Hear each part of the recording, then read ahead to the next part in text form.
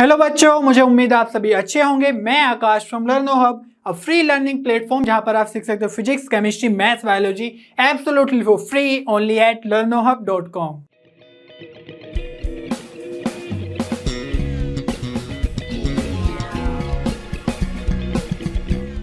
बच्चों, आज हम सोल्व करेंगे क्लास 12 के 3 डायमेंशनल ज्योमेट्री के क्वेश्चंस, मिसलेनियस एक्सरसाइज के क्वेश्चन नंबर 11 से क्वेश्चन नंबर 23, और इसी के साथ हमारा ये चैप्टर कंप्लीट हो जाएगा।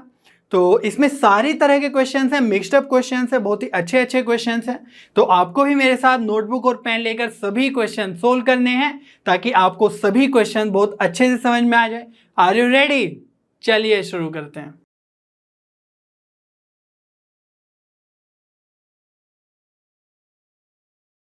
चलिए बच्चों, क्वेश्चन नंबर 11 स्टार्ट करते हैं।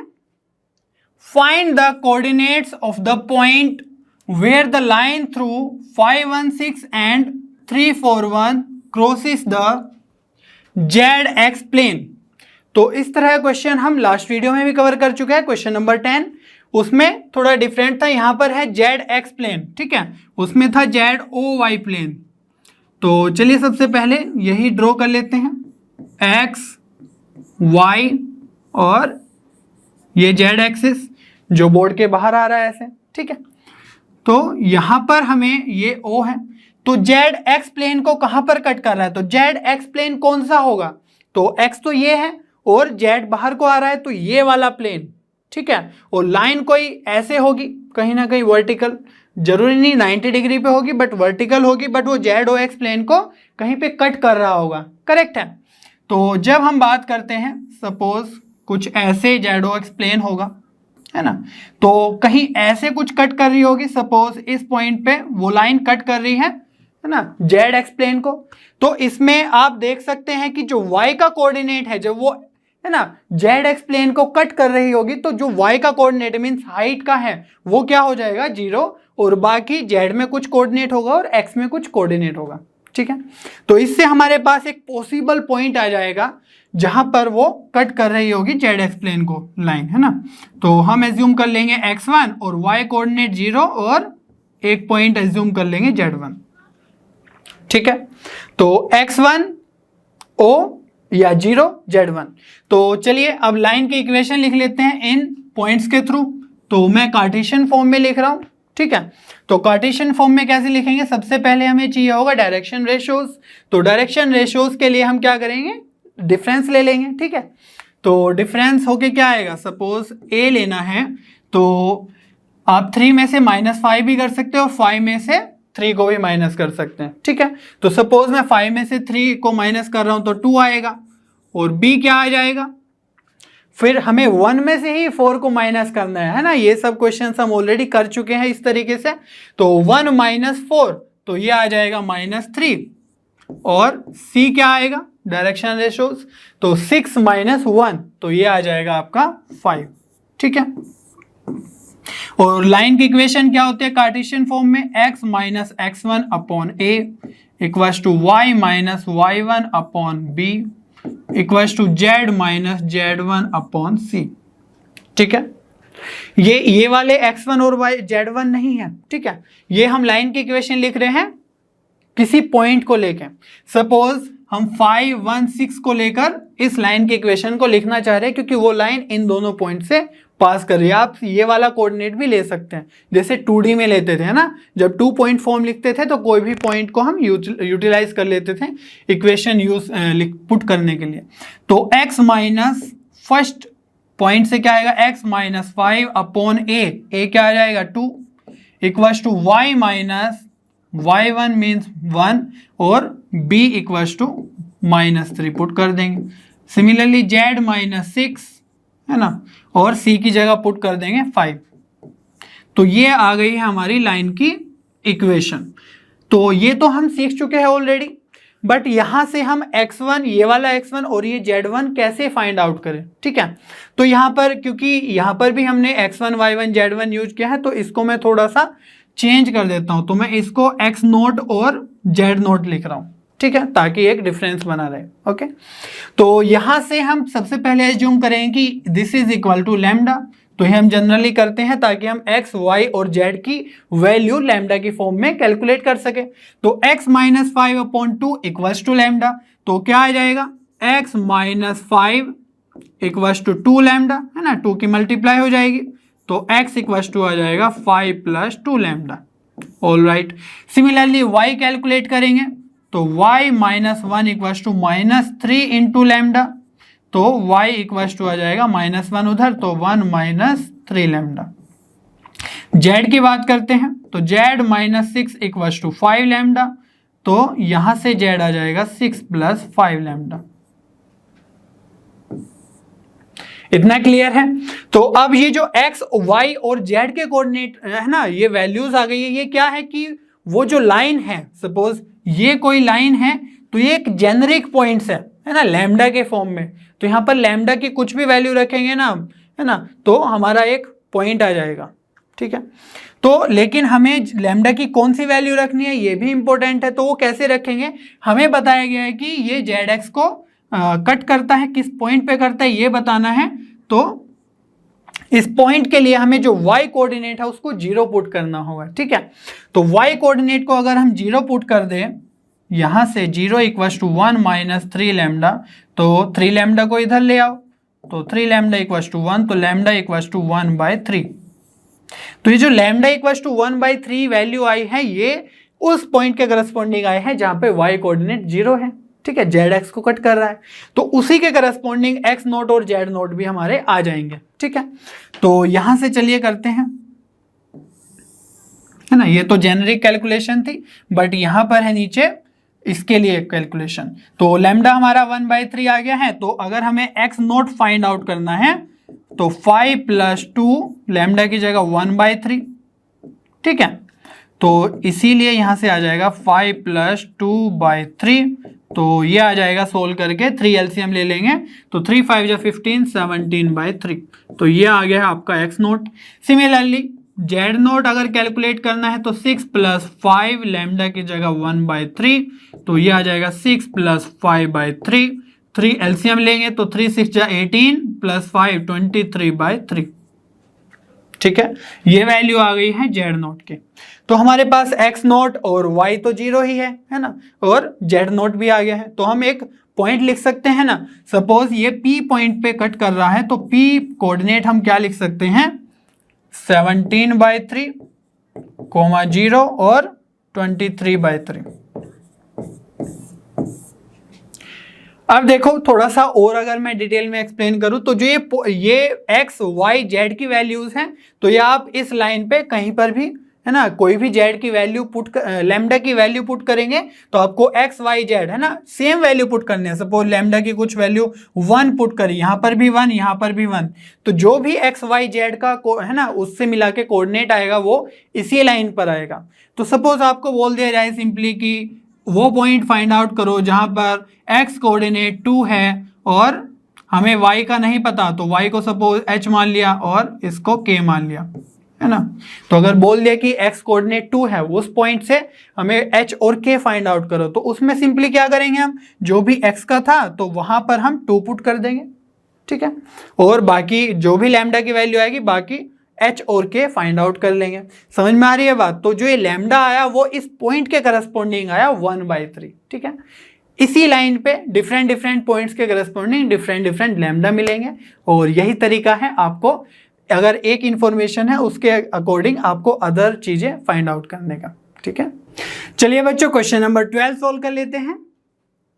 Find the coordinates of the point where the line through 3 - 4 - 5 and 2 - 3 1 crosses the plane 2x + y + z = 7। तो ये भी लास्ट क्वेश्चन के सिमिलर ही है, बस यहाँ पर जो लाइन है वो जेड प्लेन से ना होकर इस प्लेन से पास कर रही है, ठीक है। तो चलिए सबसे पहले एक थोड़ा कंसेप्चुअल अंडरस्टैंडिंग देख लेते हैं कैसे करेंगे हम इस क्वेश्चन को। सपोज कोई प्लेन कुछ इस तरीके से है ना, एक जनरल प्लेन है, जनरल नहीं ये वाला प्लेन है, और कोई लाइन है जो इस प्लेन को सपोज इस पॉइंट पे कट कर रही है, ठीक है। तो इस पॉइंट का जो कोऑर्डिनेट होगा वो उस लाइन को भी सेटिस्फाई करेगा एंड उस प्लेन को भी सेटिस्फाई करेगा, ठीक है। तो लास्ट क्वेश्चन में भी हम सीख चुके हैं कि किसी लाइन का हम जनरल या जेनरिक पॉइंट कैसे लिखें, कोऑर्डिनेट कैसे लिखें, और वो कोऑर्डिनेट जो हम फाइंड आउट करेंगे in the terms of lambda, उसको हम इस प्लेन की इक्वेशन में सेटिस्फाई करा देंगे, क्योंकि वो जो लाइन पे पॉइंट है ना, वो तो कहीं भी हो सकता है। उस पर्टिकुलर पॉइंट के लिए हमारा क्या लैम्डा होगा, वो हम उसके लिए हम इस प्लेन की इक्वेशन से उस पॉइंट को सेटिस्फाई करा देंगे। सपोज ये पॉइंट है x नोट, y नोट और z नोट, ठीक है। तो चलिए स्टार्ट करते हैं फिर सॉल्विंग। तो सबसे पहले हम डायरेक्शन रेशियोज फाइंड आउट कर लेते हैं। a कितना होगा, सपोज इसमें से हम इसके जो वैल्यूज है वो माइनस कर रहे हैं, तो 3 - 2 हो जाएगा 1, है ना। और b कितना हो जाएगा, -4 -3, तो -4 + 3 दैट मीन्स -1। और c कितना आ जाएगा, -5 -1, ठीक है, तो -6 आ जाएगा c। चलिए अब लाइन की इक्वेशन लिख लेते हैं। तो कार्टेशियन फॉर्म होती है x - x1/a equals to y - y1/b equals to z - z1/c, ठीक है। तो ये वाले कोऑर्डिनेट्स में पुट कर रहा हूँ x1 y1 z1, ठीक है। चलिए करते हैं।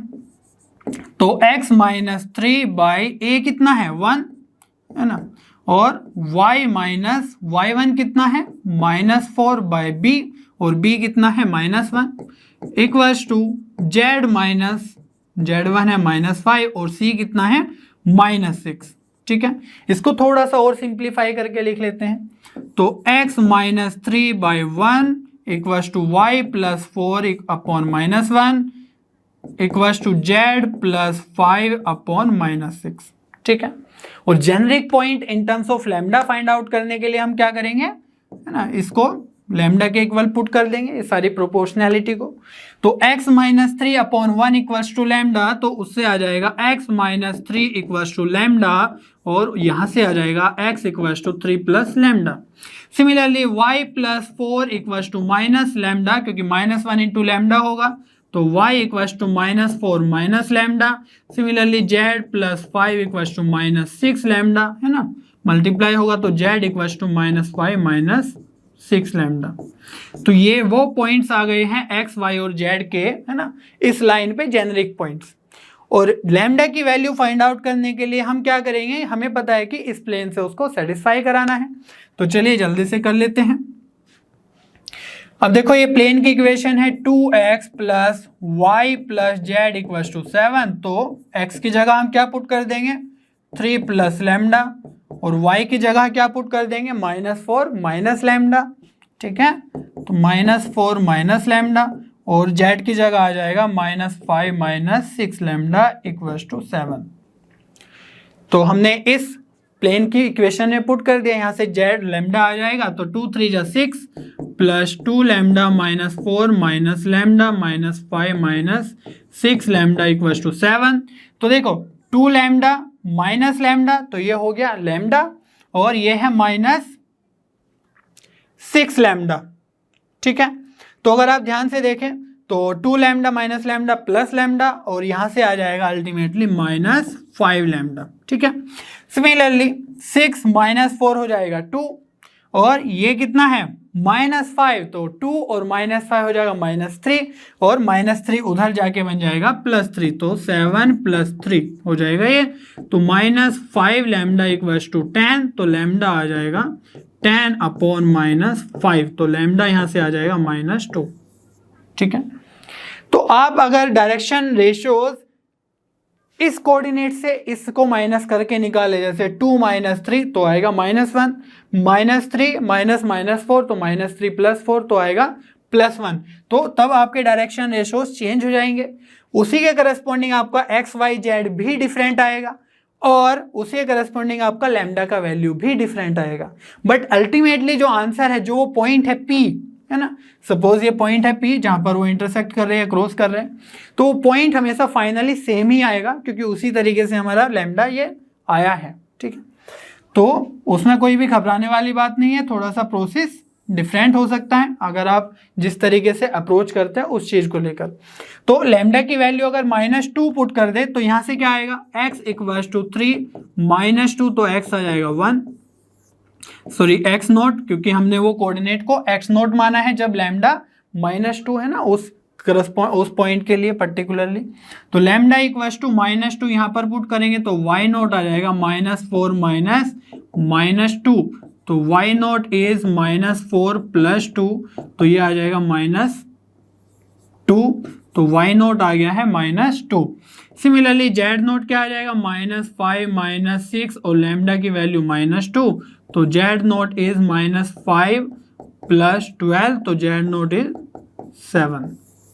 ठीक है, तो चलिए इन पॉइंट्स की वैल्यू हम लिख देते हैं। तो p कोऑर्डिनेट हमारा आ गया है x नॉट 1, y नॉट -2 और z नॉट 7। ठीक है, तो इसी तरीके से हम सारे क्वेश्चंस इजीली सोल्व कर सकते हैं इस तरह के। ठीक है, चलिए बच्चों क्वेश्चन नंबर 13 सोल्व कर लेते हैं। Find the equation of the plane passing through the point -3, -1, 3, 2 and perpendicular to each of the planes x + 2y + 3z = 5 and 3x + 3y + z = 0। तो हमें ये वो प्लेन बताना है जो प्लेन इन दोनों प्लेन्स के परपेंडिकुलर हो। ठीक है, तो हमें प्लेन की इक्वेशन लिखने के लिए यहाँ पर पॉइंट दिया हुआ है कि किस पॉइंट से वो पास कर रहा है, और सेकेंड इंफॉर्मेशन हमें चाहिए कि किस परपेंडिकुलर उसका जो नॉर्मल वेक्टर है वो क्या होगा। ठीक है, उसको फाइंड आउट करने के लिए हमें इंफॉर्मेशन गिवन है कि इन दोनों प्लेन्स के परपेंडिकुलर है। दैट मीन्स अगर वो प्लेन इन दोनों प्लेन्स के परपेंडिकुलर है तो उनकी जो इस प्लेन की जो नॉर्मल होगी वो भी इन दोनों प्लेन्स के नॉर्मल के परपेंडिकुलर होगी। ठीक है, तो उसी केस के लिए हम क्या करेंगे कि इन दोनों के जो नॉर्मल वेक्टर्स का डायरेक्शन रेशियोज है उसका क्रॉस प्रोडक्ट ले लेंगे, ताकि हमें इन दोनों प्लेन के नॉर्मल वेक्टर्स के हमें एक परपेंडिकुलर वेक्टर मिल जाए। ठीक है, तो परपेंडिकुलर वेक्टर इस प्लेन का नॉर्मल वेक्टर होगा। ठीक है, तो चलिए करते हैं। तो इसके जो डायरेक्शन रेशियोज होंगे वो होंगे एक्स कोफिशिएंट 1, 2, 3 और यहाँ पर 3, 3 और 1। ठीक है, तो उनका हमें क्रॉस प्रोडक्ट लेना है।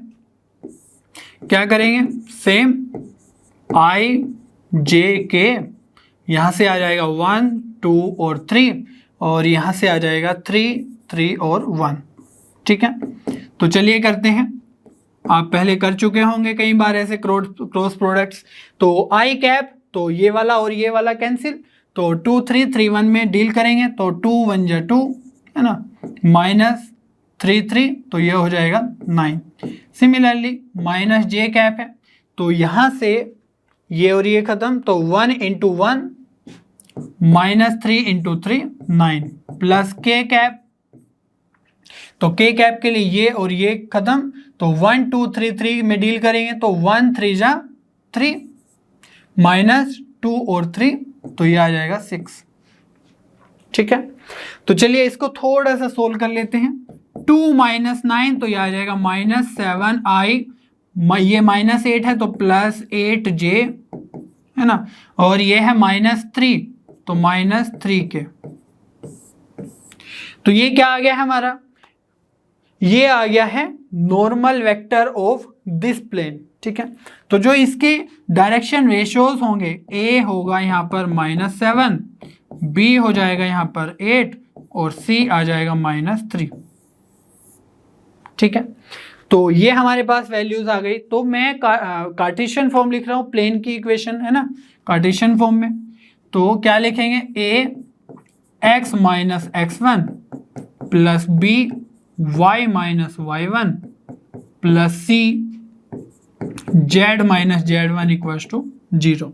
तो यहाँ पर a b c की वैल्यूज तो हम इजीली पुट कर सकते हैं, बट ये x1 y1 z1 क्या है, वो पॉइंट जिससे वो प्लेन पास कर रहा है। ठीक है, तो चलिए पुट करते हैं जल्दी से। a की जगह हम पुट करेंगे -7x माइनस ये है -1, तो ये हो जाएगा x + 1, और b की वैल्यू कितनी है 8, और y - y1 है 3, प्लस c की वैल्यू कितनी है -3, और z -z1, तो ये आ जाएगा -2। ठीक है, तो यहाँ से आप लिख सकते हैं -7x - 7 ये है +8y - 24 - 3z + 6 = 0। तो -7x plus 8y minus 3z, तो ये तो हम इजीली लिख सकते हैं। अब बस जो कांस्टेंट है उसको देखते हैं कितना आ रहा है। तो देखो ये -7 और ये +6, तो कितना बचा -1 और ये -24, तो ये आएगा -25 इक्वल्स टू 0।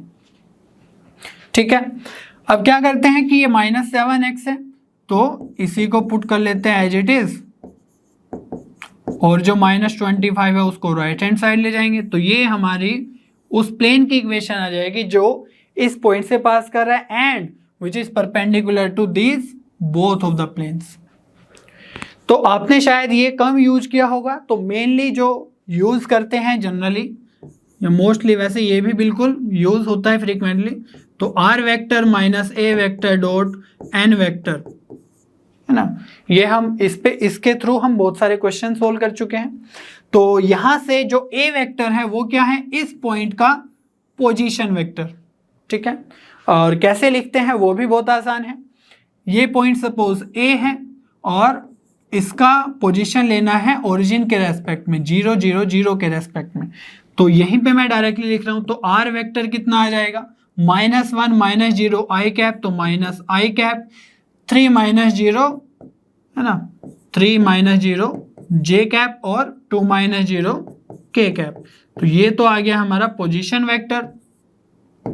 और नॉर्मल वेक्टर है ना, जिसके वो प्लेन नॉर्मल है ना, नॉर्मल ऑफ प्लेन, तो ये आ जाएगा -7i प्लस 8j और क्या है -3k इक्वल्स टू 0। तो यहां से आपको कार्टेशियन में कैसे कन्वर्ट करना है वो सब हम क्वेश्चंस बहुत अच्छे से प्रैक्टिस कर चुके हैं। r वेक्टर की जगह आपको क्या लिखना है, simply x i vector plus y j vector plus z k vector. ठीक है, तो ये पुट करना है और फिर यहाँ पर करस्पॉन्डिंग जो वेक्टर्स है कैप है i j k, उसमें माइनस करना है क्योंकि बीच में माइनस है, और फिर उनका डॉट प्रोडक्ट ले लेना है, तो आपका यही इक्वेशन आ जाएगा। आप वेरीफाई कर सकते हैं। ठीक है, चलिए बच्चों क्वेश्चन नंबर 14 सोल्व कर लेते हैं। If the points 1 1 p and -3 0 1 be equidistant from the plane r vector dot 3i plus 4j minus 12k plus 13 equals to 0, then find the value of p। तो यहां पर हमें p की value find out करनी है जो एक किसी कोऑर्डिनेट में है। ठीक है, तो सपोज जो हमारा ये फर्स्ट कोऑर्डिनेट है ये है हमारा a 1 1 p और सेकंड कोऑर्डिनेट है सपोज b -3 0 1। ठीक है, और जो हमारा प्लेन है उसको कार्टेशियन फॉर्म में लिख लेते हैं क्योंकि जो डिस्टेंस फॉर्मूला है वो हम कार्टेशियन फॉर्म में यूज करेंगे डायरेक्टली। ठीक है, तो यहां से r वेक्टर को लिख सकते हैं x i cap plus y j cap plus z k cap dot 3i plus 4j minus 12k plus 13 equals to 0। तो डॉट प्रोडक्ट लेना है, दैट मीन्स i का i के साथ होगा और i डॉट i 1 हो जाएगा। ठीक है, i का j के साथ करेंगे तो वो 0 होता है, तो इसीलिए x और 3 की मल्टीप्लाई होगी तो ये हो जाएगा 3x, y की मल्टीप्लाई होगी 4 के साथ तो प्लस 4y, और ये z की मल्टीप्लाई होगी -12 के साथ तो -12z प्लस 13 इक्वल्स टू 0। ठीक है, तो ये हमारे पास एक प्लेन की इक्वेशन आ गई है। डिस्टेंस क्या होता है, डिस्टेंस ऑफ पॉइंट है ना फ्रॉम अ प्लेन, या distance of plane from a point, वो होता है a x1। x1 क्या है, वो पॉइंट हम पुट करेंगे उसमें। ठीक है, और a क्या है, ये जो 3 वाला वैल्यू है प्लेन का, तो a x1 plus b y1 plus c z1, और -d लिख दो या +d लिख दो, डिपेंड करता है कि यहाँ पर क्या है, प्लस है यहाँ पर, तो -d भी लिख सकते हो आप। मेन है कि इस इक्वेशन में हमें वो पॉइंट पुट करना है और रूट के अंदर आएगा आपका a square plus b square plus c square, और यहाँ पर लग जाएगा मोड। ठीक है, तो चलिए अब पॉइंट्स पुट करते हैं। हमें पता है कि ये जो दोनों पॉइंट्स है वो इस प्लेन से इक्वी डिस्टेंस है, तो इसीलिए हम बोल सकते हैं that distance of a from the plane is equal to distance of b from the plane. ठीक है, तो यहाँ पर जो DA लगाएंगे दैट मीन्स इस पॉइंट को हमें इस प्लेन में पुट करना होगा। तो चलिए करते हैं 1 1 P है तो ये आ जाएगा मोड के साथ, x की जगह 1 तो 3 इंटू 1 और y की जगह भी 1 है तो ये हो जाएगा +4 और z की जगह p है और यहाँ पर -12z है तो इसीलिए आ जाएगा -12p और ये क्या है +3 पर +13, ठीक है। और रूट के अंदर क्या आ जाएगा a² दैट मीन्स 3 का square 9 plus b² that means 4 का स्क्वायर 16 और -12 का स्क्वायर तो ये आ जाएगा 144 equals to distance of b from the plane. तो ये है पॉइंट -301, इसको भी पुट कर देते हैं इस प्लेन में। तो x की जगह है -3 दैट मीन्स ये आ जाएगा -9, y की जगह है 0 तो ये कैंसिल और z की जगह है 1 तो ये आ जाएगा -12 और ये है +13 और नीचे मोड साइड में मोड और नीचे रूट, ठीक है। और रूट में वही आएगा सेम a² b² c²। तो जैसे यहां पर आया था 9 + 16 + 144 यही सेम ही आएगा। क्लियर है इतना? तो आप देख सकते हैं कि जो ये रूट वाला टर्म है ये तो आपस में कैंसिल हो जा रहा है डायरेक्टली, है ना।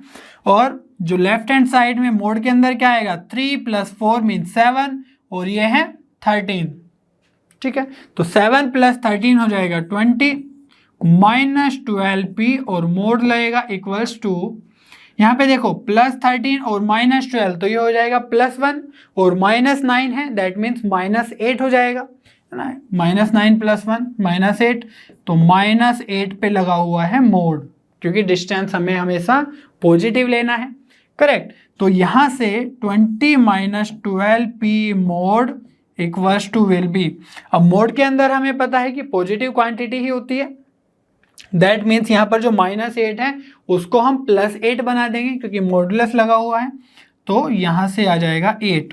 अब देखो यहाँ पर वेरिएबल है p तो हमें ये नहीं पता कि ये क्वांटिटी माइनस होगी या प्लस होगी, है ना। नेगेटिव पॉजिटिव कुछ भी हो सकती है depending on the value of p।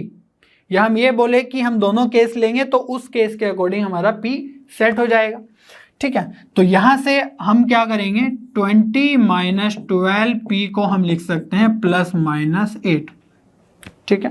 आप पहले भी पढ़ चुके होंगे कि जब भी mod x equals to a है सपोज, या a तो वेरिएबल हो गया तो 5 ले लेते हैं तो यहां से x को क्या लिख सकते हैं +-5, ठीक है। तो x की वैल्यू जब -5 होगी मोड के कारण वो भी 5 आएगी और x की वैल्यू जब 5 होगी मोड के कारण वो तो हमेशा 5 आएगी ही, ठीक है। तो इसीलिए हम +- लिख देते हैं अगर मोड हमें रिमूव करना है। तो इन दोनों से यहां से हमारे दो केस बने, क्या क्या, एक तो बना 20 -12p इक्वल्स टू 8 और एक बन जाएगा 20 -12p इक्वल्स टू -8, ठीक है। दोनों को सोल्व कर लेते हैं। तो यहां से आप 8 को इधर ले आओ तो 20 - 8 हो जाएगा 12 और -12p उधर जाके +12p, 12 से 12 कैंसिल तो p इक्वल्स टू आ जाएगा 1 और यहाँ पे क्या होगा 20 + 8 हो जाएगा, -8 इधर आके +8 और ये हो जाएगा 12p तो 28 equals to 12p that means यहाँ से p का वैल्यू आ जाएगा 28/12, ठीक है। इसको थोड़ा सा और सोल्व कर सकते हैं।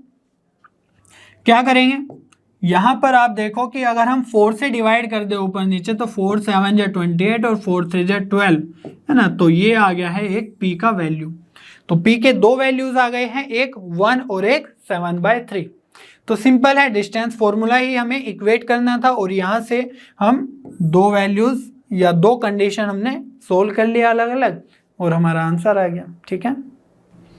चलिए बच्चों क्वेश्चन नंबर 15 सोल्व कर लेते हैं। Find the equation of the plane passing through the line of intersection of the planes r vector dot I plus j plus k equals to 1 and r vector dot 2I plus 3j minus k plus 4 equals to 0 and parallel to x axis। तो उस plane की equation बतानी है जो इन plane से पास कर रहा है ना, इनके इंटरसेक्शन लाइन से पास कर रहा है और पैरेलल टू एक्स एक्सिस है, ठीक है। तो सबसे पहले हम वो प्लेन की इक्वेशन लिखेंगे, वो कैसे लिखते हैं, pi 1 plus lambda pi 2 equals to 0।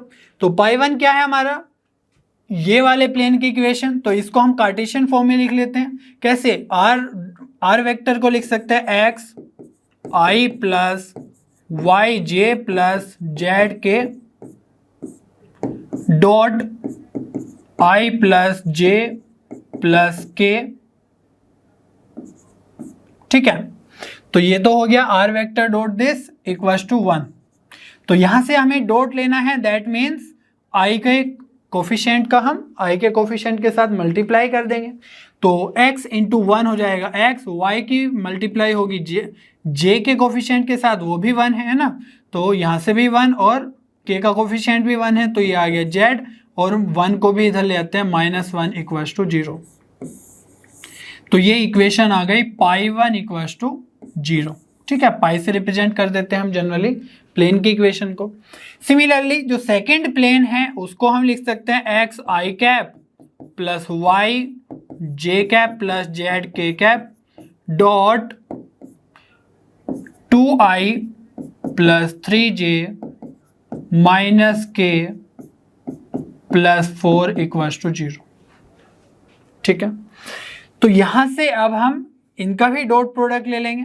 तो x का होगा मल्टीप्लाई 2 के साथ, तो ये आ जाएगा 2x, यहाँ पर 3 है तो 3y, और -1 तो minus z plus 4 equals to 0। तो ये किसकी इक्वेशन आ गई हमारी, सेकंड प्लेन की कार्टेशियन इक्वेशन, और इसको बोल देते हैं पाई 2 इक्वल्स टू 0, ठीक है। तो अब pi 1 equals to 0 pi 2 equals to 0, दो लाइन के हमें इंटरसेक्शन लाइन से अगर कोई प्लेन लिखना है तो उसको लिखते हैं pi 1 plus lambda pi 2 equals to 0, ठीक है। और इस लैम्डा को फाइंड आउट करने के लिए हमारे पास एक क्वेश्चन में कंडीशन गिवन है होती है, जैसा यहां पर गिवन है पैरेलल टू एक्स एक्सिस। तो इस तरह के क्वेश्चंस हम लास्ट वीडियो में भी कवर कर चुके हैं, जहां पर हमें इंटरसेक्शन दिया हुआ था और बोला गया था कि ये पॉइंट, ये जो प्लेन है वो किसी पॉइंट से पास कर रहा है, बट यहां पर है पैरेलल टू एक्स एक्सिस है, तो उसकी भी कंडीशन देखेंगे। पहले थोड़ा सा इसको सिंप्लीफाई कर लेते हैं। तो पाई 1 की वैल्यू देखते हैं क्या होगी, x plus y plus z minus 1 plus lambda pi 2 कितना है 2x plus 3y minus z plus 4 equals to 0, ठीक है। तो इसको थोड़ा सा और सिंप्लीफाई करते हैं, x के कोफिशिएंट चेक कर लेते हैं। तो यहाँ पर x के कोफिशिएंट है 1 और यहाँ पर है ये है 2 लैम्डा x, तो 2 लैम्डा कोफिशिएंट हो गया, तो 1 प्लस 2 लैम्डा ये आ गया x। सिमिलरली y का चेक करेंगे तो यहाँ पर 1 है और यहाँ पर है 3 लैम्डा y, तो 1 प्लस 3 लैम्डा y, ठीक है। सिमिलरली z के लिए यहाँ पर तो 1 ही होगा, और यहाँ पर है लैम्डा इंटू माइनस जेड, तो माइनस लैम्डा जेड या माइनस लैम्डा और जेड बाहर, ठीक है। प्लस कांस्टेंट देख लेते हैं, यहाँ पर -1 है और यहाँ पर है +4 लैम्डा, तो +4 लैम्डा इक्वल्स टू 0। तो ये हमारी वो प्लेन की इक्वेशन आ गई जो इन दोनों प्लेन्स के इंटरसेक्शन लाइन से पास कर रहा है, ठीक है। तो ये प्लेन हमारा रिक्वायर्ड प्लेन आ गया, बट इसमें हमें लैम्डा की जरूरत है, और वो लैम्डा कैसे आएगा, उस कंडीशन से कि वो प्लेन जो है पैरेलल टू एक्स एक्सिस है। तो ये इस कंडीशन को थोड़ा सा ध्यान से समझते हैं। तो सपोज कोई प्लेन ऐसे है ना, ये एक्स एक्सिस, ये वाई एक्सिस और ये जेड एक्सिस। तो ये जो एक्स एक्सिस है इसके पैरेलल है प्लेन, ठीक है, और वाई जेड के कुछ भी हो सकता है। तो एक्स एक्सिस के पैरेलल है, दैट मीन्स कुछ ऐसे बनेगा या तो ऐसे बन जाए, है ना, बस इसको इंटरसेक्ट नहीं करेगा कहीं पर भी। तो प्लेन कुछ ऐसे बन गया सपोज,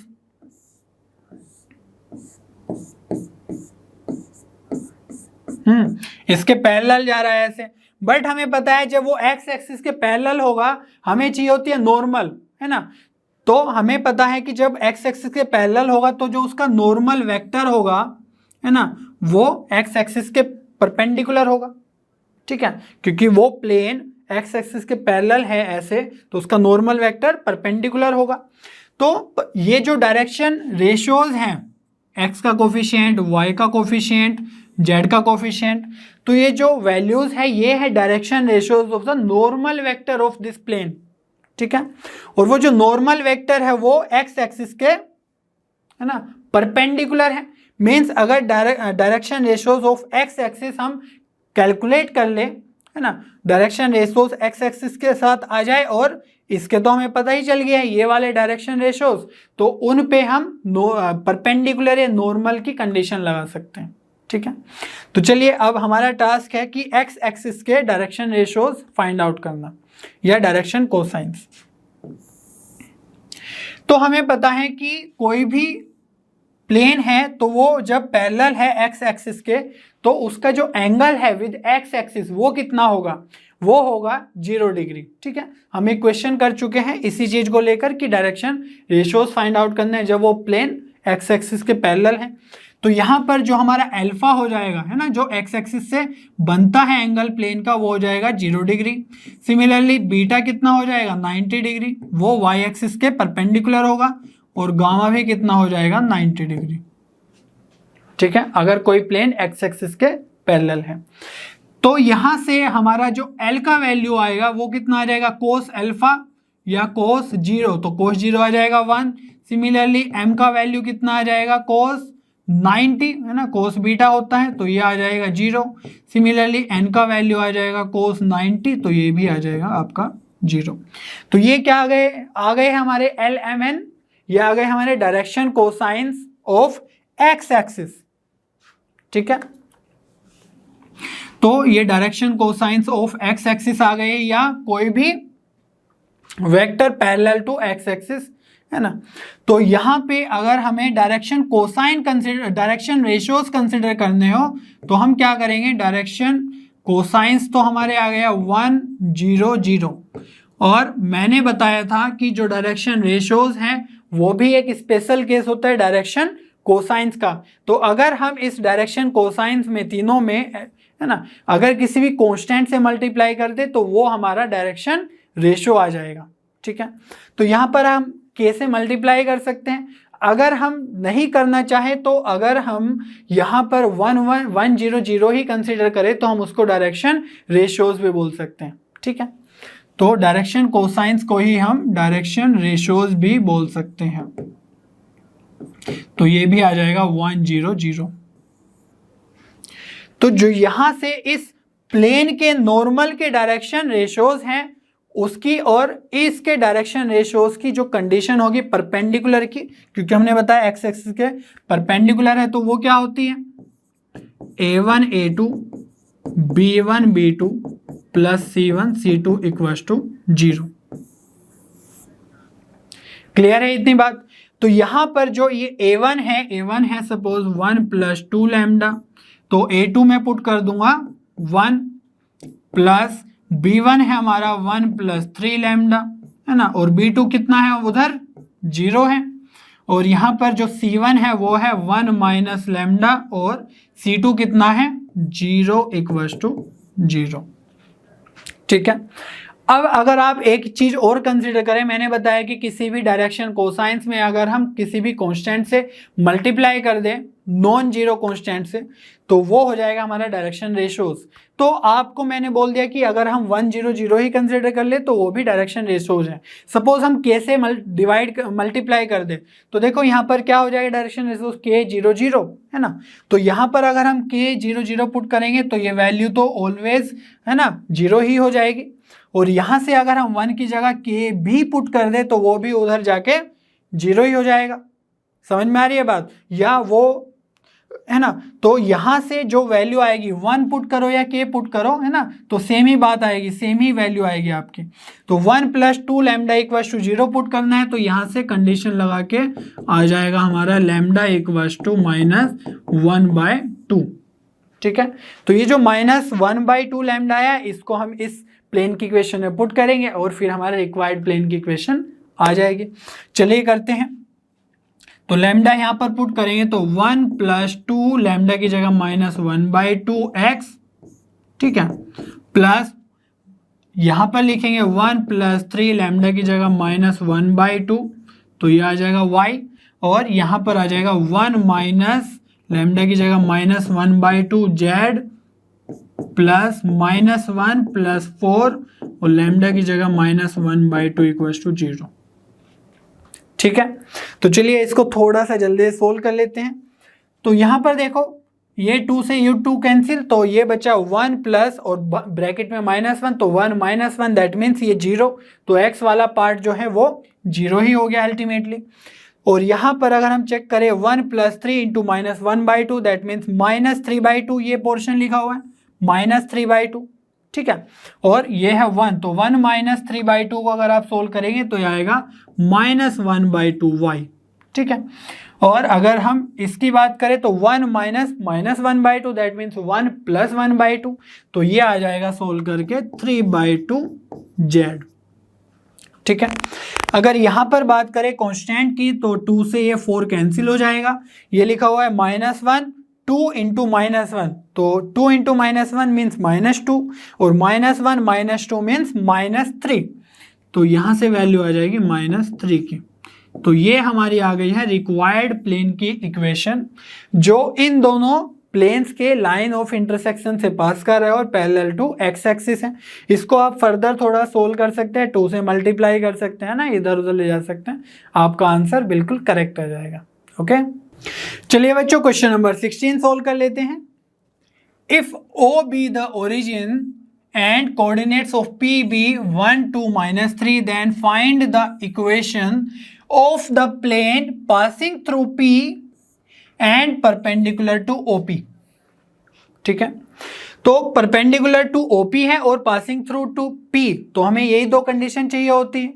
ठीक है, तो OP वेक्टर क्या है वो लिख लेते हैं। तो O हमारे पास है ओरिजिन, तो 0 0 और 0, और P वेक्टर है 1 2 और -3।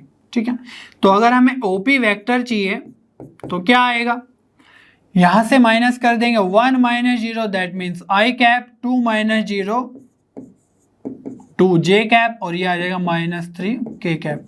तो ये आ गया हमारा OP वेक्टर, और P पॉइंट से पास कर रहा है लाइन या प्लेन। तो यहां पर एक चीज ध्यान देने वाली है कि इन्होंने बोला क्वेश्चन में कि जो प्लेन है वो इन दोनों पॉइंट से तो पास कर रहा है, बट परपेंडिकुलर टू OP है, that means plane is perpendicular to OP, या हम ऐसा भी बोल सकते हैं कि OP is perpendicular to plane. ठीक है, तो अगर मैं कोई भी प्लेन ड्रॉ करूं रैंडमली, ठीक है, तो इसका जो परपेंडिकुलर होगा उसी वेक्टर को हम क्या बोलते हैं, नॉर्मल वेक्टर, है ना। हमें उसी नॉर्मल वेक्टर की तलाश रहती है हमेशा, और इसने डायरेक्टली दे दिया कि भाई जो ये नॉर्मल वेक्टर है वो OP ही है ना। बोला है ना कि जो प्लेन है वो OP के परपेंडिकुलर है या OP प्लेन के परपेंडिकुलर है, तो n वेक्टर हमारा यही आ गया है OP वेक्टर, और P पॉइंट से पास कर रहा है, दैट मीन्स P पॉइंट का हमें पोजीशन वेक्टर लेना होगा।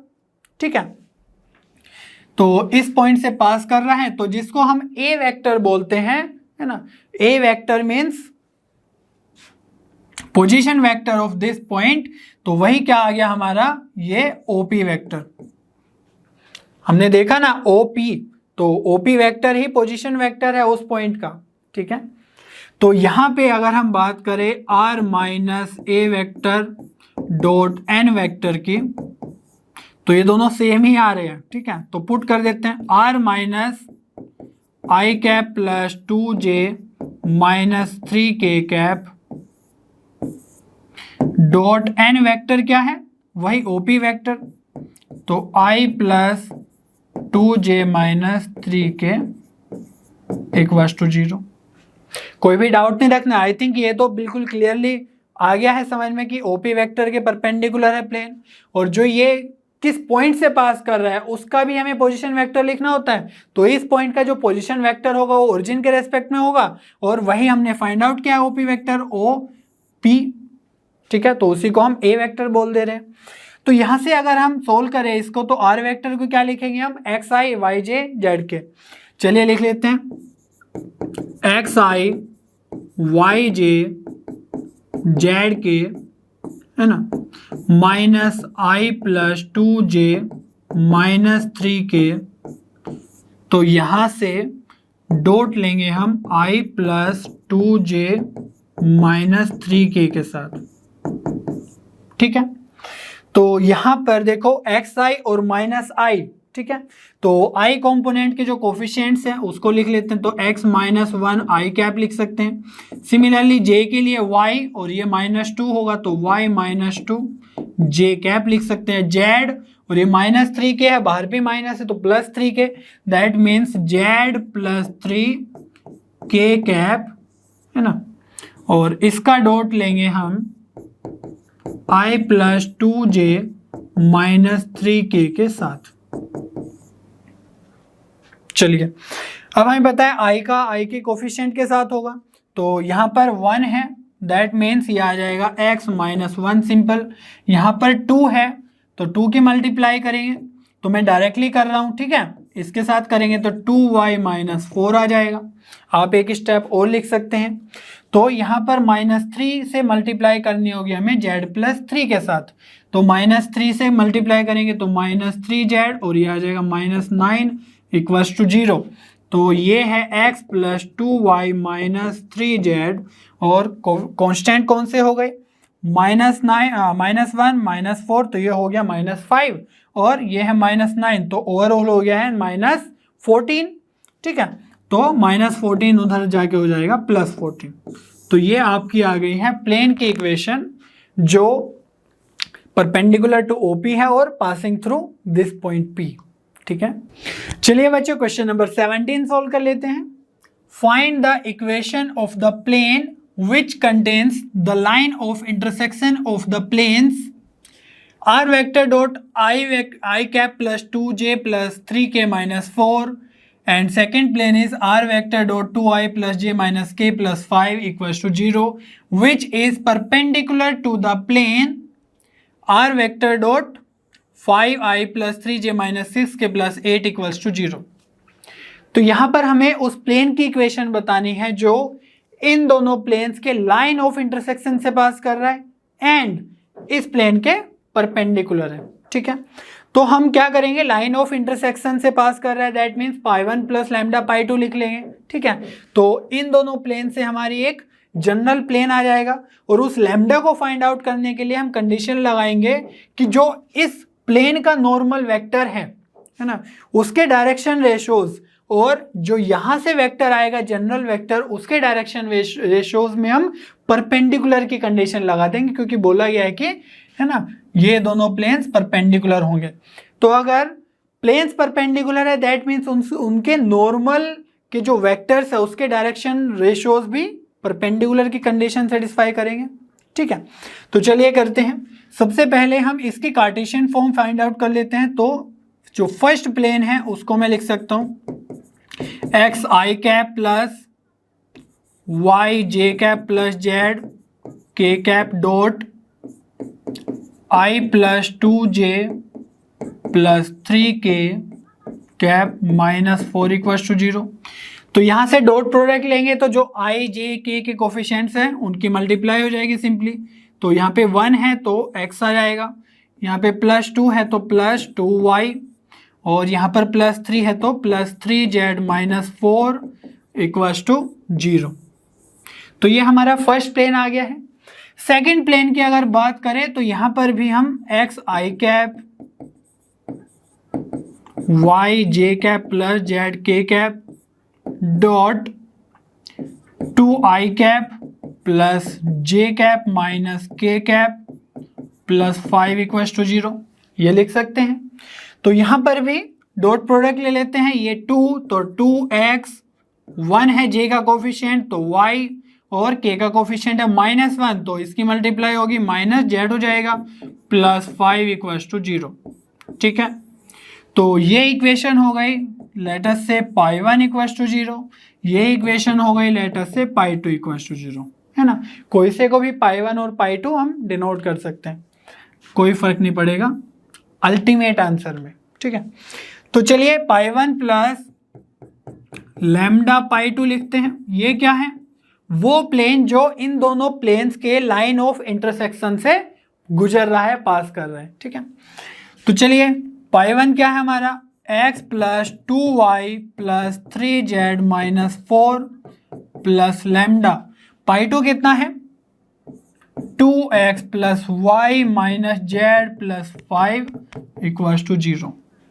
ठीक है, और ये बहुत इंपॉर्टेंट है पाई 1 और पाई 2 लिखने के लिए कि जो हमारा कांस्टेंट हो लेफ्ट हैंड साइड हो। ठीक है, राइट हैंड साइड सिर्फ 0 होना चाहिए। ठीक है, तो यहां पर अब क्या करते हैं, हम x के कोफिशिएंट्स लिख लेते हैं। तो यहां पर तो है 1x और ये है 2 लैम्डा x, है ना, तो 1 प्लस 2 लैम्डा x आ जाएगा, प्लस y के कोफिशिएंट यहाँ से 2 आ जाएगा, और यहाँ पर लैम्डा y है तो 2 प्लस लैम्डा y आ जाएगा, और 3z, तो z का कोफिशिएंट आ जाएगा 3, और यहाँ से आएगा माइनस लैम्डा z, और कांस्टेंट की बात करें तो यहाँ से -4 और यहाँ पर आ जाएगा प्लस 5 लैम्डा इक्वल्स टू 0। इतना क्लियर है। अब ये हमारी जो इक्वेशन आई है उसके जो ये x के कोफिशिएंट, y के कोफिशिएंट और z के कोफिशिएंट है, ये इस प्लेन के नॉर्मल वेक्टर के डायरेक्शन रेशियोज हैं। ठीक है, और बोला गया है कि जो ये वाला वेक्टर है, इस वेक्टर की भी बात कर लेते हैं। तो इस वेक्टर को अगर हम ध्यान से लिखिए देखें तो इसको लिख सकते हैं r vector dot 5i cap plus 3j cap minus 6k cap, और प्लस 8 को राइट हैंड साइड ले जा सकते हैं, -8 बन जाएगा। ठीक है, तो इस माइनस की हम यहाँ पर मल्टीप्लाई करेंगे तो r वेक्टर ये आ जाएगा -5i cap minus 3j cap plus 6k cap, और राइट हैंड साइड में बन जाएगा पॉजिटिव। या आप ऐसा सोच सकते हैं कि हमने दोनों साइड माइनस से मल्टीप्लाई कर दी है। ठीक है, तो ऐसा क्यों किया कि जब हम इस फॉर्म में लिखते हैं तो जो ये राइट हैंड साइड है ये पॉजिटिव आना चाहिए। ठीक है, तो जो ये यहाँ से वेक्टर आया ये क्या आया, normal vector of this plane. ठीक है, और इसके जो डायरेक्शन रेशियोज होंगे वो होंगे -5, -3 और 6। तो चलिए मैं लिख देता हूँ, डायरेक्शन रेशियोज हो जाएंगे -5, -3 और 6। ठीक है, तो ये जो डायरेक्शन रेशियोज है और ये वाले डायरेक्शन रेशियोज हैं ये परपेंडिकुलर है प्लेन्स। इसका मतलब है कि ये A1 A2 plus B1 B2 C1 C2 को सेटिस्फाई करेगा। ठीक है, हम पहले भी कर चुके हैं ऐसे क्वेश्चंस। तो A1 पुट कर देते हैं, सपोज A1 को ये मान लेते हैं -5 और A2 को मान लेते हैं 1 प्लस 2 लैम्डा। ठीक है, सिमिलरली B1 हो जाएगा हमारा -3 और B2 हो जाएगा यहाँ से 2 प्लस लैम्डा, और C1 कितना हो जाएगा 6 और C2 हो जाएगा 3 minus lambda equals to 0। Clear है इतनी बात। यहां पर हम लैम्डा कैलकुलेट करेंगे और उस लैम्डा को हम बैक इस इक्वेशन में पुट कर देंगे, हमारा फिर आंसर आ जाएगा। चलिए करते हैं। तो यहां से आएगा -5 की 2 लैम्डा से होगी तो -10 लैम्डा, -3 की मल्टीप्लाई होगी तो -6 -3 लैम्डा, यहाँ से 6 3 जा 18 -6 लैम्डा इक्वल्स टू 0। चलो लैम्डा देख लेते हैं। तो ये -10 लैम्डा, ये -3 लैम्डा और ये -6 लैम्डा, तो सभी के सभी नेगेटिव है ना। तो 10 3 13 और 6 19, तो ये आ जाएगा -19 लैम्डा इक्वल्स टू, तो कांस्टेंट है -5 -6, है ना, तो ये हो गया -11 और ये है +18, दैट मीन्स ये हो गया +7। तो +7 उधर जाके हो जाएगा -7, तो माइनस से माइनस कैंसिल, तो लैम्डा की वैल्यू आ जाएगी 7/19। ठीक है, इस 7/19 को अब जो हमने इक्वेशन लिखी थी π1 प्लस लैम्डा π2 इसमें पुट कर देंगे। ठीक है, प्रोसेस सेम ही है, वो एक जनरल प्लेन लिख दो, है ना, दोनों को यूज करते हुए, एंड फिर जो भी कंडीशन गिवन है, तो यहाँ पर थी परपेंडिकुलर है तो हमने ये वाला कंसेप्ट लगा दिया और बस उसकी हेल्प से हमें लैम्डा आ गया है। तो चलिए पुट कर देते हैं सारा का सारा ये वैल्यूज। तो x plus 2y plus 3z minus 4 plus lambda आ जाएगा 7/19 और ये है 2x plus y minus z plus 5 equals to 0। ठीक है। तो आप ये जो लैम्डा है वो इसमें भी पुट कर सकते हैं, ठीक है। 1 + 2 लैम्डा की जगह 7/19 है ना, वो भी हम कर चुके हैं इस तरीके से भी पहले। तो आपकी इच्छा है कैसे भी सोल्व करें, आंसर सेम ही आएगा।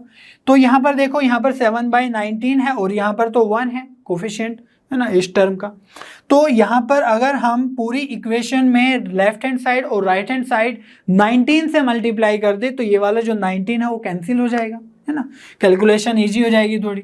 तो 19 से मल्टीप्लाई करते हैं तो ये 19x plus 19 2 = 38y plus 19 3 = 57z minus 19 4 = 76, और यहाँ से 19 से मल्टीप्लाई करेंगे इस टर्म में भी, तो ये 19 से 19 कैंसिल, तो 7 की मल्टीप्लाई करेंगे अल्टीमेटली, तो प्लस 7 2 = 14x, 7 की y से करेंगे तो 7y माइनस 7z, और 5 से करेंगे तो 7 5 = 35 = 0।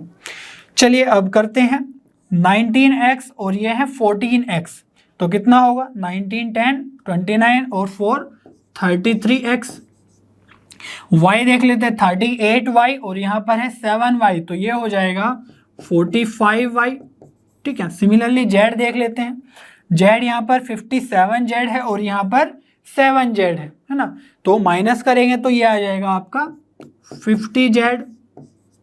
कॉन्स्टेंट्स की बात कर लेते हैं तो -76 और यहाँ पर है +35, ठीक है। तो माइनस और ये प्लस माइनस का बड़ा है तो ये डिफरेंस ले लेंगे, तो 6 में से 5 गया और माइनस आएगा तो 1 और 7 में 3 गया तो 4 = 0। तो हमारा आंसर आ जाएगा simply 33x 45y plus 50z minus 41 = 0। तो प्रोसेस सेम ही है, बिल्कुल आपको सब कुछ समझ में आ गया होगा अच्छे से, ठीक है। चलिए आगे बढ़ते हैं। चलिए बच्चों क्वेश्चन नंबर 18 सोल्व कर लेते हैं। Find the distance of the point -1 -5 -10 from the point of intersection of the line r vector equals to 2i minus 2j plus 2k plus lambda 3i plus 4j plus 2k and the plane r vector dot I minus j plus k equals to 5। तो हमें distance बताना है इस point का, किस distance किस point से, इन दोनों के इंटरसेक्शन पॉइंट से, ठीक है। तो अगर हमारे पास वो पॉइंट आ गया इन दोनों का इंटरसेक्शन पॉइंट, तो हम डिस्टेंस फॉर्मूला लगा के इजीली कर सकते हैं। तो मेन टास्क है इन दोनों का इंटरसेक्शन पॉइंट कैलकुलेट करना। तो मैं अज्यूम कर लेते हैं कि इन दोनों का जो इंटरसेक्शन पॉइंट होगा वो क्या होगा, x1 y1 और z1। सपोज ये पॉइंट है जो दोनों का इंटरसेक्शन है, दैट मीन्स ये पॉइंट इस लाइन को भी सेटिस्फाई करेगा, ठीक है, क्योंकि वो उसी लाइन पे है, एंड ये पॉइंट इस प्लेन को भी सेटिस्फाई करेगा, मीन्स इसकी इक्वेशन को सेटिस्फाई करेगा, ठीक है।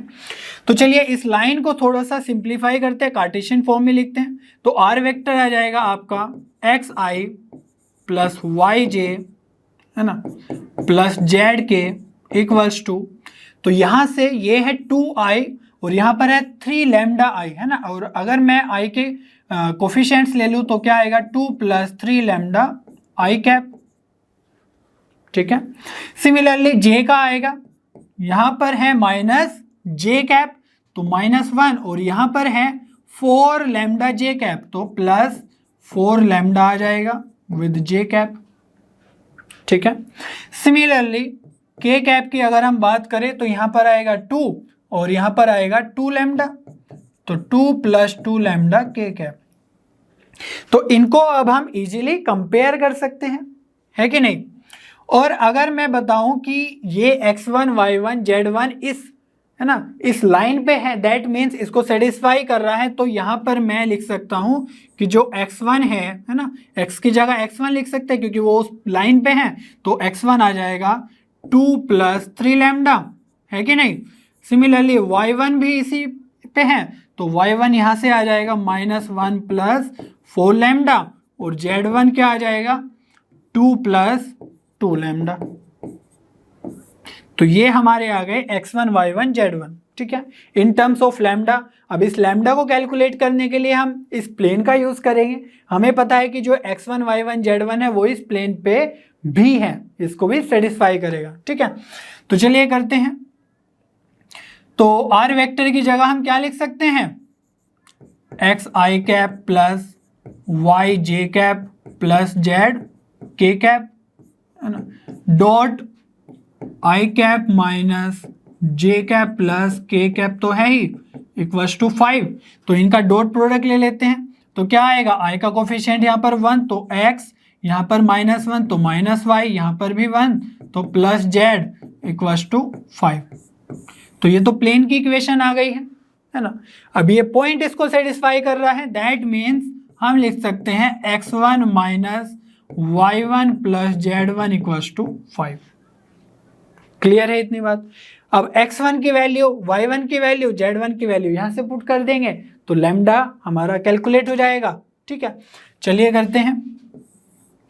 तो x1 है हमारा 2 प्लस 3 लैम्डा माइनस y1 कितना है -1 प्लस 4 लैम्डा प्लस z1 कितना है 2 प्लस 2 लैम्डा इक्वल्स टू 5।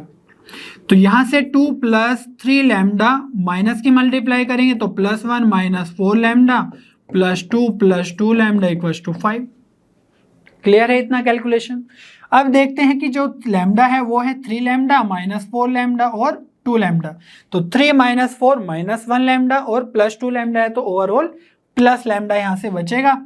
और कॉन्स्टेंट्स देखें तो 2 + 1 3 + 2 5 है ना, और इधर भी कितना है 5, तो ये हो जाएगा 5 - 5 तो लैम्डा हमारा आ जाएगा 0। ठीक है, तो 0 आ गया है, दैट मीन्स जो x1 आ गया है वो कितना आएगा 2। यहां से y1 कितना आएगा लैम्डा 0 तो -1 और z1 कितना आएगा लैम्डा 0 तो 2। तो हमारे जो कोऑर्डिनेट है ना, जो इंटरसेक्शन पॉइंट है, सपोज P है, तो P कोऑर्डिनेट कितना आ गया है वो आ जाएगा 2 - 1 और 2।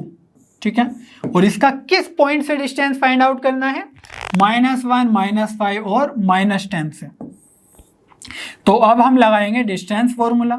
तो 3D में भी डिस्टेंस फॉर्मूला सिमिलर ही होता है, x2 - x1 का स्क्वायर प्लस y2 - y1 का स्क्वायर। ये तो 2D में होता ही है, बट यहाँ पर हम z2 - z1 का स्क्वायर भी लिखते हैं क्योंकि ये 3D का केस है। और अगर आप लिखना चाहते हैं x1 - x2 y1 - y2 z1 - z2 वो भी सही है, क्योंकि जो ये कोऑर्डिनेट्स है इसका नेम थोड़ी है x1 y1 z1, वो तो हम बोल रहे हैं ना कि भाई चलो ये x1 y1 z1 है, ये x2 y2 z2 है। या हम ऐसा भी सोच सकते हैं कि x1 y1 z1 है, ये x2 y2 z2 है। तो समझ में आ रहा है ना बात। तो हमें बेसिकली डिफरेंस का स्क्वायर करना है। ठीक है, तो डिस्टेंस कितना आ जाएगा दोनों पॉइंट्स के बीच देख लेते हैं। तो 2 - -1 तो ये हो जाएगा 2 + 1 बेसिकली स्क्वायर, प्लस यहाँ पर है -1 और यहाँ पर है -5, तो -1 -5 दैट मीन्स -1 + 5 का स्क्वायर प्लस z2 - z1 तो 2 - -10 तो ये हो जाएगा 2 + 10 का स्क्वायर। ठीक है, तो 2 + 3 का स्क्वायर दैट मीन्स 2 + 1 का स्क्वायर दैट मीन्स 3 का स्क्वायर 9 -1 + 5 तो यह है 4 का स्क्वायर दैट मीन्स 16, और यहां से आ जाएगा 2 + 10 दैट मीन्स 12 का स्क्वायर जो होता है 144। ठीक है, तो 16 + 9 25 और 25 को अगर हम 144 में ऐड करें तो ये आ जाएगा √169। तो √169 का है ना ये वैल्यू होता है 13। तो डिस्टेंस आ गया है उन दोनों, किन दोनों के बीच में, एक तो ये point and point of intersection of this line and this plane is 13 units. ठीक है, चलिए बच्चों क्वेश्चन नंबर 19 सॉल्व कर लेते हैं। Find the vector equation of the line passing through 1 2 3 and parallel to the planes r vector dot i - j + 2k = 5 and r vector dot 3i + j + k = 6। तो यहाँ पर हमें ध्यान देना है कि जब भी हम लाइन की इक्वेशन लिखते हैं और यहाँ पर वेक्टर इक्वेशन लिखनी है तो हम सिंपली लिख देंगे r vector = a vector plus lambda b vector.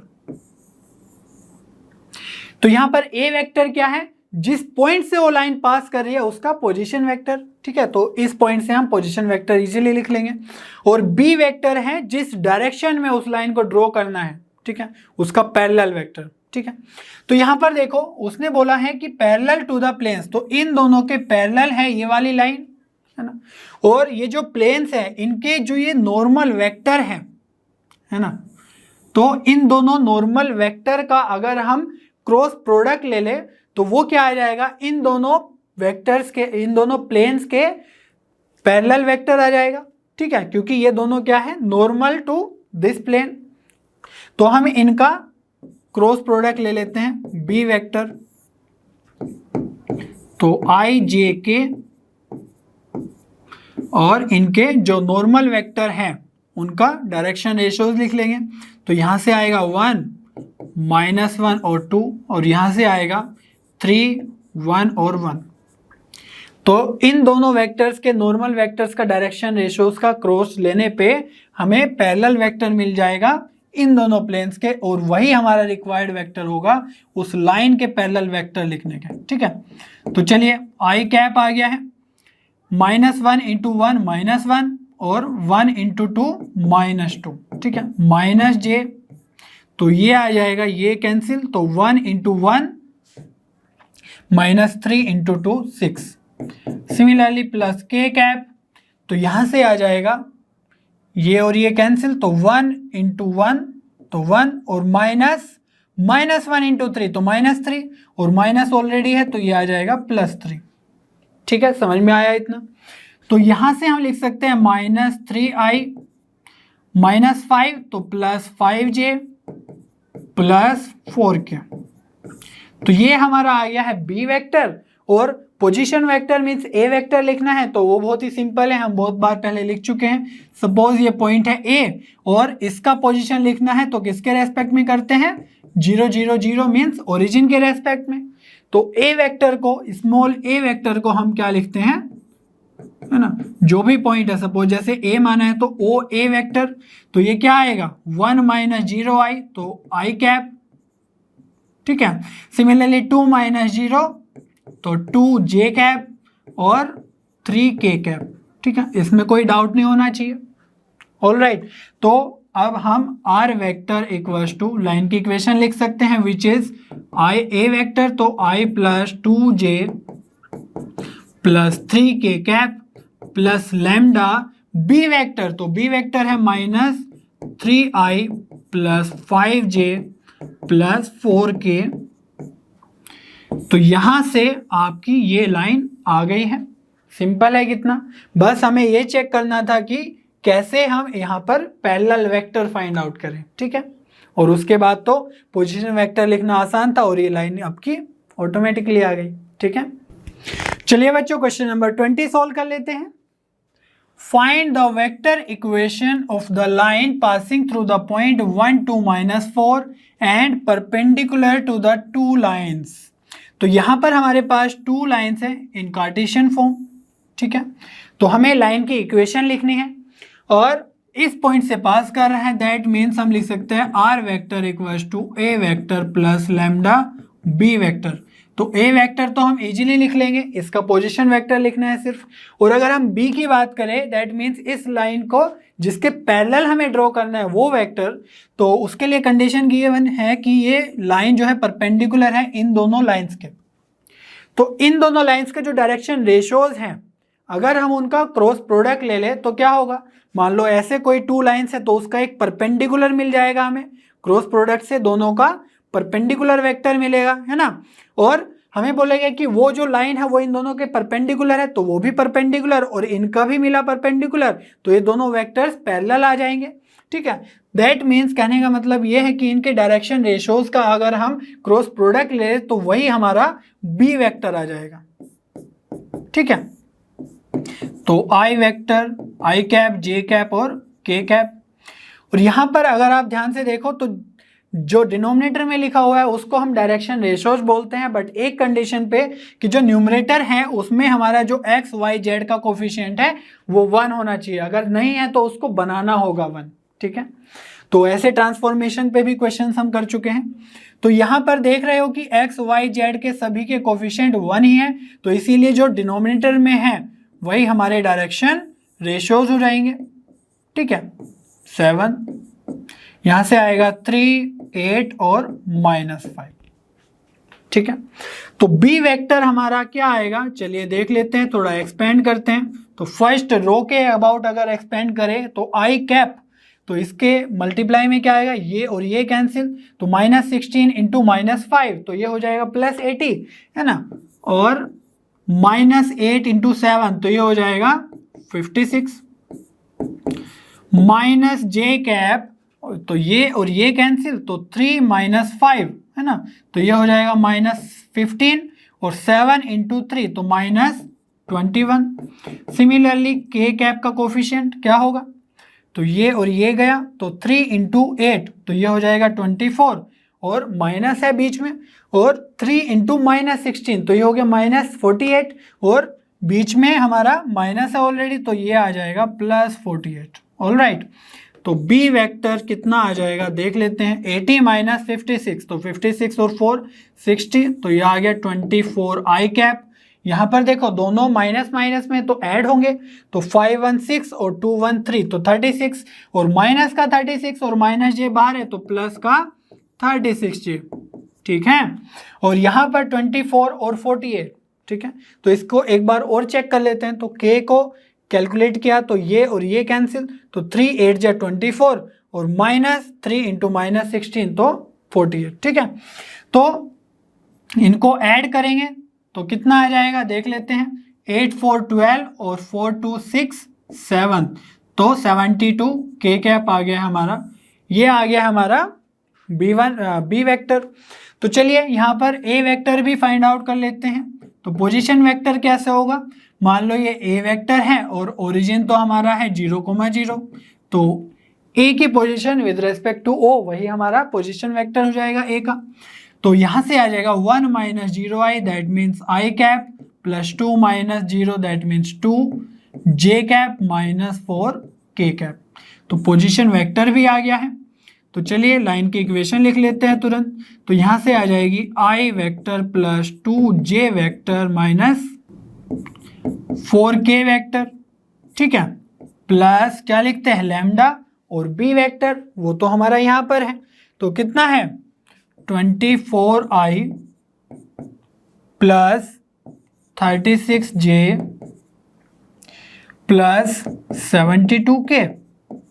ठीक है, तो अब यहाँ पे देखो आप कि यहाँ पर आप कॉमन ले सकते हैं, है ना, तो यहाँ से आ जाएगा 12 कॉमन, तो ये भी 24 है, तो 12 से डिवाइड होकर 2 बचेगा, ये 3 बचेगा और ये 6 बचेगा। ठीक है, तो 12 कॉमन ले लेते हैं, तो आर वेक्टर आ जाएगा i cap +2j cap -4k cap, और 12 कॉमन लेंगे तो 12 लैम्डा, तो यहाँ से आ जाएगा 2i cap +3j cap +6k cap.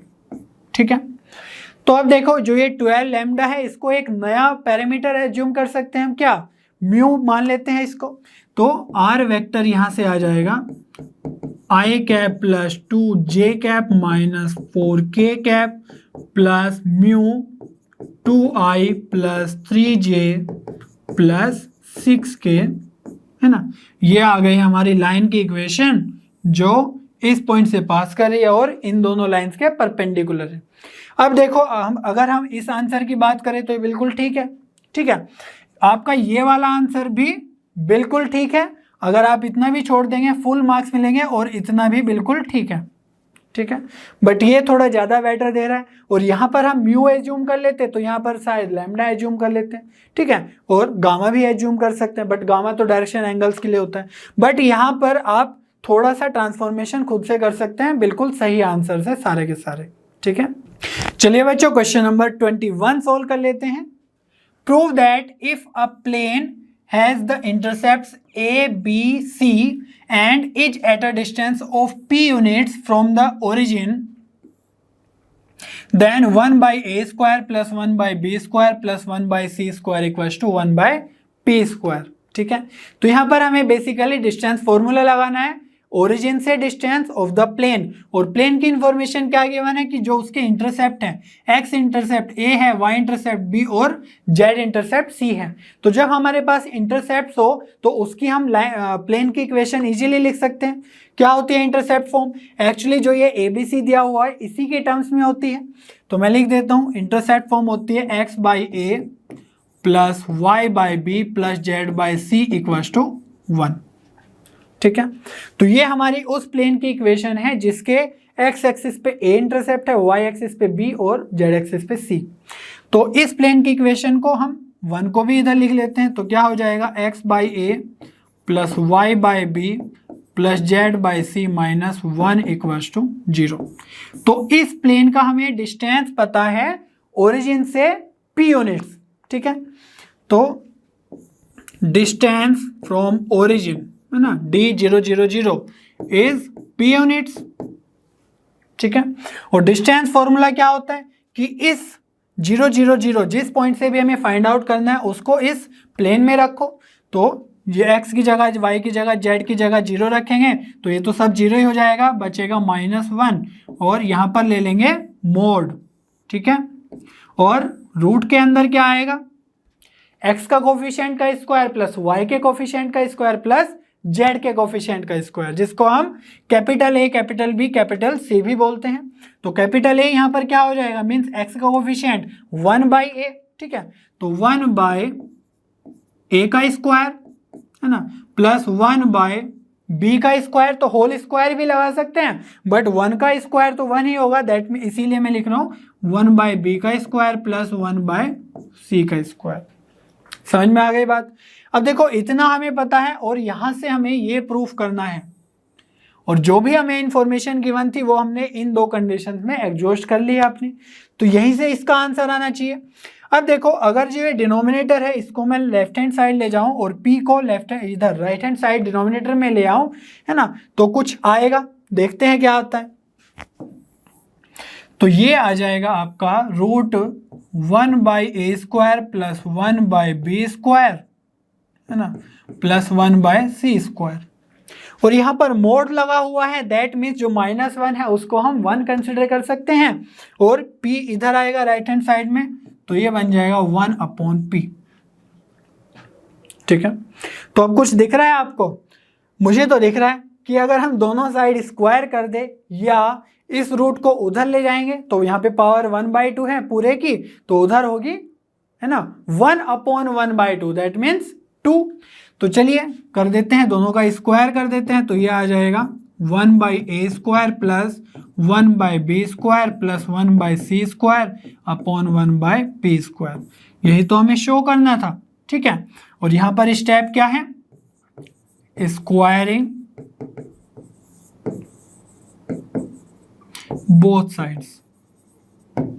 ठीक है, तो बस हमारा आंसर आ गया है, यही हमें शो करना था, प्रूफ करना था। ओके, चलिए बच्चों क्वेश्चन नंबर 22 सॉल्व कर लेते हैं।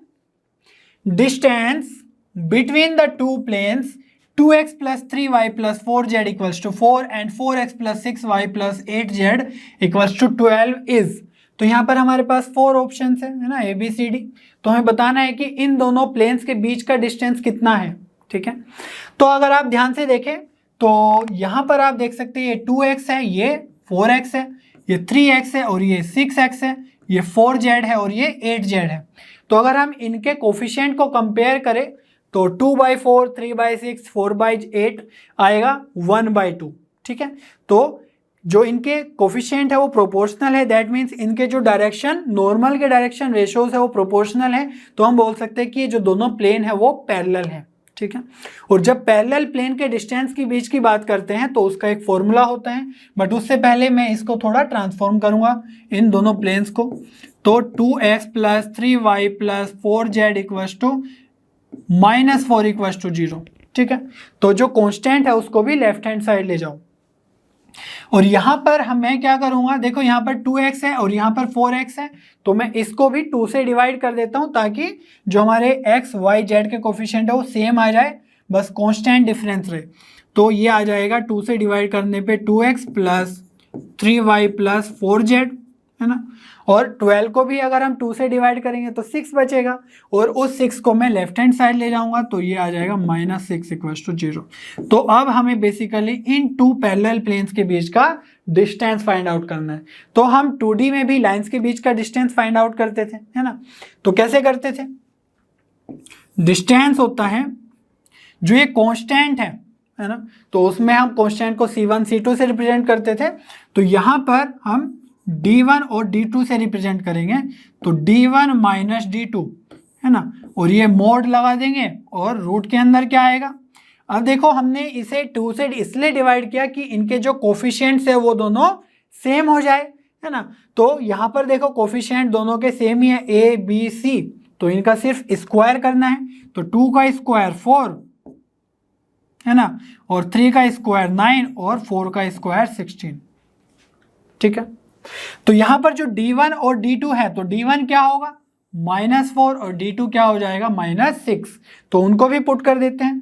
तो डिस्टेंस आ जाएगा आपका -4 -6, और रूट के अंदर क्या है देखो 16 और 9 25, और 4 ऐड करेंगे तो 29। तो यह है -4 और -6 दैट मीन्स +6, तो -4 + 6 मीन्स +2, तो डिस्टेंस आ जाएगा आपका 2/√29, ठीक है। अब यहाँ पर ध्यान देने वाली बात यह है कि मैंने इन कांस्टेंट को लेफ्ट हैंड साइड लाया, है ना, लेकिन अगर इनको मैं राइट हैंड साइड भी पुट करता तो क्या होता 4 और 6, और 4 - 6 होता -2, और मोड लेते तो वो भी आ जाता 2, ठीक है। तो जो कोफिशिएंट है वो राइट हैंड साइड हो या दोनों के दोनों लेफ्ट हैंड साइड हो तो उससे फर्क नहीं पड़ता है, बस वो सेम साइड होने चाहिए, उससे फर्क पड़ता है। लेकिन अगर वो डिफरेंट साइड हो गए, सपोज यहाँ पर मैंने ले लिया -4 इधर, तो -4 हो गया D1 और D2 हो गया 6, तो -4 - 6 करेंगे तो आ जाएगा -10, विच विल बी रॉन्ग, ठीक है। तो दोनों के दोनों या तो राइट हैंड साइड हो जैसे कि यहाँ पर है ना, इसको 2 से डिवाइड करेंगे, या फिर दोनों के दोनों लेफ्ट हैंड साइड हो, उनका डिफरेंस ले लो और डिनोमिनेटर में root of A² + B² + C², easily आपका आंसर आ जाएगा। डिस्टेंस 2/√29 यूनिट्स, तो हमारा डी ऑप्शन बिल्कुल करेक्ट हो जाएगा, ठीक है। चलिए आगे बढ़ते हैं। चलिए बच्चों क्वेश्चन नंबर 23 सोल्व कर लेते हैं।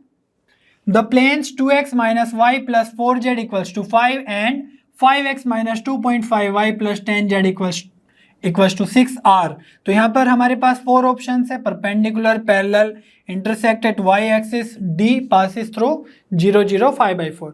तो सबसे पहले हम पैरेलल और परपेंडिकुलर की कंडीशन चेक कर सकते हैं, वो थोड़ा इजीली हो जाएगा रिलेटिवली। तो चलिए सबसे पहले इनको लिखते हैं पैरेलल की कंडीशन। तो A1/A2 = B1/B2 = C1/C2। तो ये कंडीशन अगर ये दोनों प्लेन सेटिस्फाई कर रहे हैं तो हम बोलेंगे कि ये दोनों प्लेन्स पैरेलल है ना। तो चलिए सबसे पहले A1/A2 फाइंड आउट कर लेते हैं। तो A1/A2 कितना होगा, यहाँ से आ जाएगा 2 और यहाँ से x का कोफिशिएंट आ जाएगा 5। तो B1/B2 अगर हमें चेक करना हो तो वो कितना आ जाएगा, यहाँ पर है y का कोफिशिएंट -1 और सेकंड प्लेन में है -2.5। सिमिलरली C1/C2 अगर चेक करना हो तो उसके लिए हम z का कोफिशिएंट 4 लिख लेंगे और C2 का कोफिशिएंट मीन्स C2 लिख लेंगे 10, है ना, सेकंड प्लेन के z का कोफिशिएंट। तो यहाँ से अगर ध्यान से देखें 2 से डिवाइड करेंगे तो यह आएगा 1/2.5, है ना, और माइनस से माइनस कैंसिल और ये बचेगा 1/2.5, और 4 से 5 को डिवाइड करेंगे तो ये भी आ जाएगा 1/2.5। और वैसे नहीं दिख रहा है तो 2 से तो डिवाइड कर ही सकते हैं ऊपर नीचे, तो ऊपर बचेगा 2 और नीचे 5, तो 2/5 हमारा A1/A2 ही है, जिसको हमने 1/2.5 लिख लिया है। दैट मीन्स इसकी कंडीशन आ गई है 1/2.5। तो हम बोल सकते हैं कि ये जो दोनों प्लेन्स के डायरेक्शन रेशियोज है वो हमारे प्रोपोर्शनल है, और ये प्रोपोर्शनल है तो ये दोनों प्लेन्स पैरेलल है ना, ये कंडीशन है पैरेलल की। तो हम बी ऑप्शन बिल्कुल सही से लगा सकते हैं।